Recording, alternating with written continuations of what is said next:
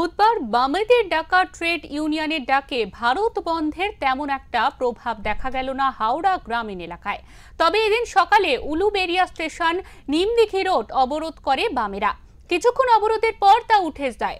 শ্যামপুরে খাড়ুবেড়িয়া মোড়ে অবরোধকারীরা অটো থেকে চালকদের নামিয়ে নেওয়ার প্রতিবাদ করলে তৃণমূল শ্রমিক সংগঠনের সহ সভাপতি শ্রীধর মণ্ডল প্রতিবাদ করলে তাকে বাম সমর্থকেরা মারধর করে বলে অভিযোগ। তবে এদিন অবরোধ বাম সমর্থকদের সঙ্গে রাজ্য কংগ্রেসের সহসভাপতি ও আমতা কেন্দ্রের প্রাক্তন বিধায়ক অসিত মিত্র ও কংগ্রেস নেতারা বাগনান মানকুর রোডে সামিল হন, যা বন্ধের দিন ব্যতিক্রমী চিত্র বলে মনে করছে রাজনৈতিক মহল।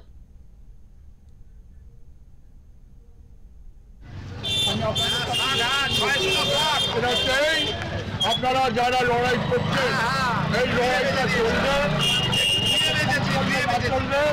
আপনাদের নেতারা কি আপনারা ঠিক করছেন, আপনারা বলে দেবেন আমরা এটা করলাম। অন্য কোনোভাবে অন্য কোনো অত্যাচার আমাদের সামনে আছে তাহলে এটা তুলে রেখে দিন। যদি কেউ লড়াই করে আমাদেরকে ধ্বংস করতে চান তাহলে তাদের মৃত্যু হবে। কর্মসূচি আমরা যৌথভাবে এখানে অর্থাৎ সকলে মিলে আপনাদের পক্ষ থেকে সিদ্ধান্ত গ্রহণ হয়েছে যে আমরা আমাদের নির্ধারিত সময়ের মধ্যে বন্ধ প্রত্যাহার করবো। আমরা বাম সংগঠনের ডাকা সারা ভারত বন্ধে কোনো রকম প্রভাব পড়ল না হাওড়া গ্রামাঞ্চলে। তবে বিক্ষিপ্ত কয়েকটি জায়গায় অবরোধ হয়েছে। সকালের দিকে অবরোধ হয়েছে উলুবেড়িয়া স্টেশনে, অবরোধ হয়েছে 16 নম্বর জাতীয় সড়কেও। এর মধ্যেই দেখা গিয়েছে একটি নতুন চিত্র।